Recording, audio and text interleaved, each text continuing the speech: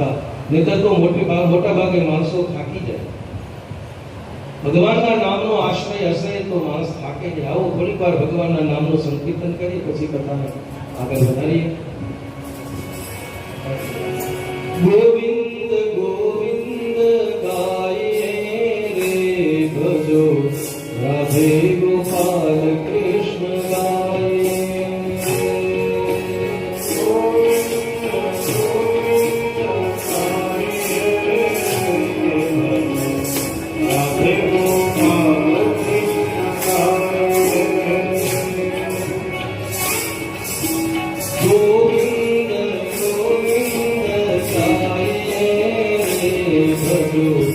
राधे गोपाल कृष्ण गाये.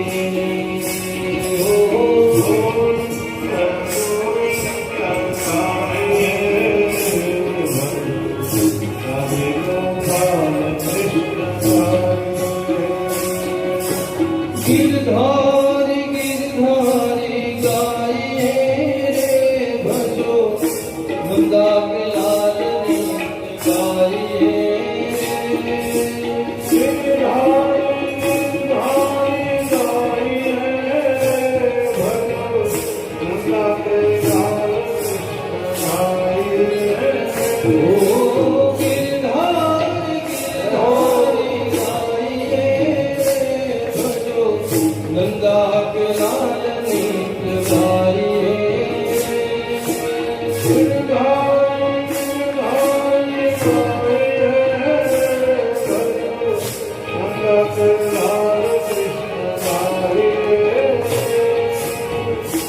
Oh,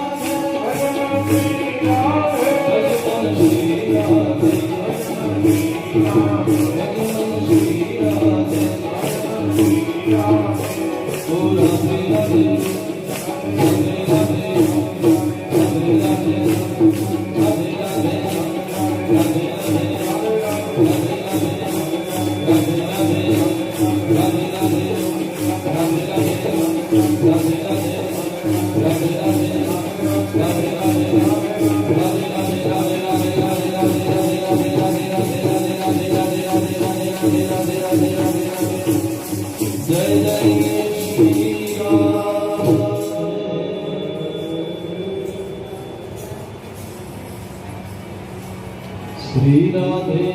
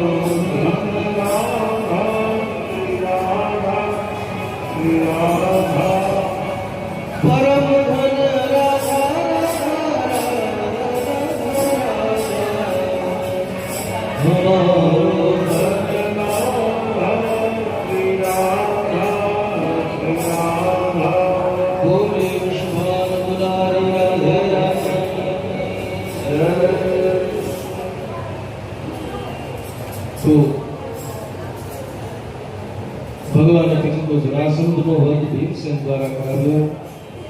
પાંડવોના રાજસોઈ યજ્ઞમાં બધી જ વ્યવસ્થાઓ ભગવાને કરી છે. મારા તમારા બધાના યજ્ઞ ભગવાન જ પૂર્ણ કરે છે. રામાયણમાં એવી કથા છે, વિશ્વામિત્રનો યજ્ઞ રામજી પૂર્ણ કરાવે.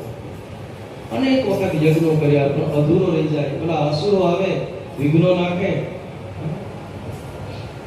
પણ ભગવાન રામ અને લખન બંને જ્યારે ગયા, વિશ્વામિત્ર એમ ન કે દશરથ રાજાને તમારી સેના મોકલો.